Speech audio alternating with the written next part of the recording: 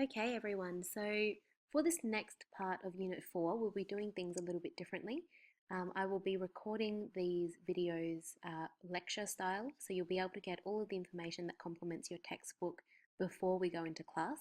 I really want to focus the time that we have in class on working through questions, particularly VCE style questions, in the preparation, obviously, for your VCE exams. So let's have a go and let's see how we go.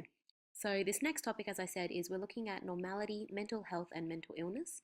If you're following along in your textbook, it is pages 471 to 481, and those are the pages that you should be looking to summarize. For this first topic, we're going to be looking at what is normality, what is mental health, what is mental illness, and then applying this knowledge to stress. For the first topic of stress, you'll be having a test in a few weeks' time. And then afterwards, we'll be applying these ideas of normality, mental health, and mental illness to a specific anxiety, and we'll be looking at phobias.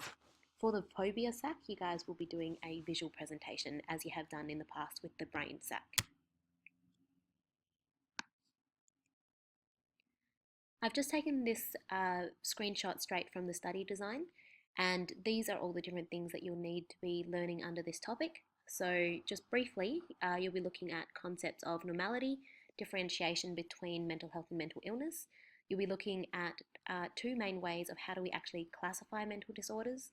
We'll be revisiting the biopsychosocial framework, which we've looked at a few times throughout the year, and then we'll be applying it to understand the relationship between stress and physical and mental well-being, looking at a few of those different models that you can see there.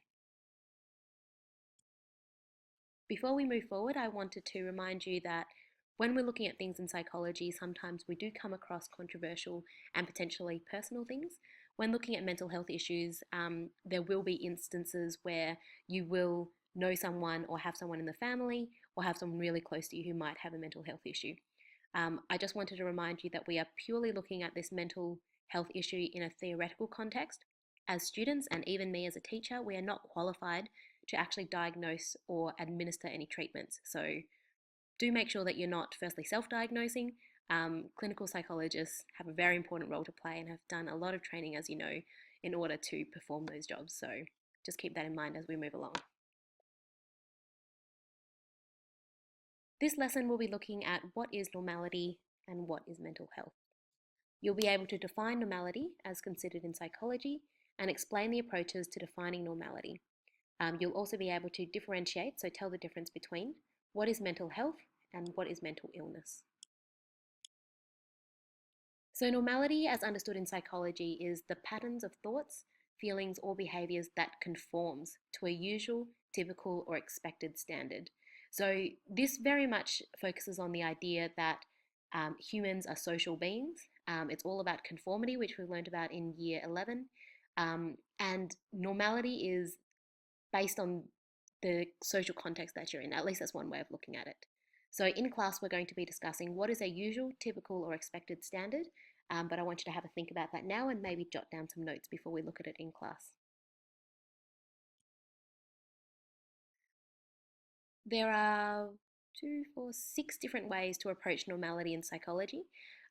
You've heard a lot of these words before, so this should just be revision and then application to this idea of normality.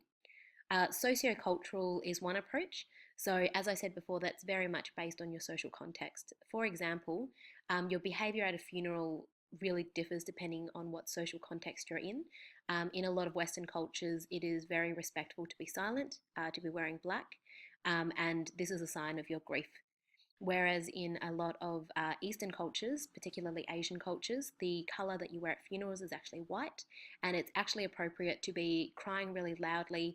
And in some countries, people actually hire professional mourners, so people who are there purely just to cry, because this is the way of showing grief. There's also the functional approach. So functional is all about how do you function? What is normal for you to function?